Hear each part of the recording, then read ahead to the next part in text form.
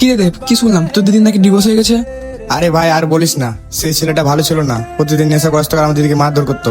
তাই আমার দিদি সহ্য না করতে পেরে তার কাছ থেকে ডিভোর্স নিয়ে নিয়েছে। আচ্ছা, তোর দিদি তো অঙ্কিতকে ভালোবাসতো, তবে তার সঙ্গে বিয়েটা দিয়ে তো পারতিস। আরে ভাই সেই ছেলেটা গরিব ছিল, তার জন্য তার সঙ্গে বিয়ে দেয়নি। কিন্তু এখন তো দিদির গায়ে সাহায্যের জন্য কলঙ্কের দাগ লেগে গেল তো। কি আর করবো বল, তার ভাগ্য হয়তো এটাই লেখা ছিল।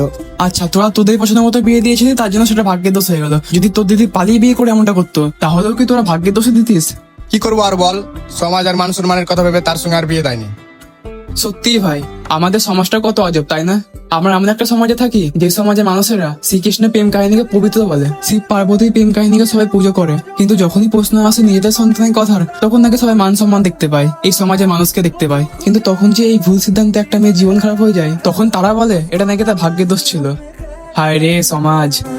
वो वफादार है, हाँ खुद ही प्यार है, साए में उसके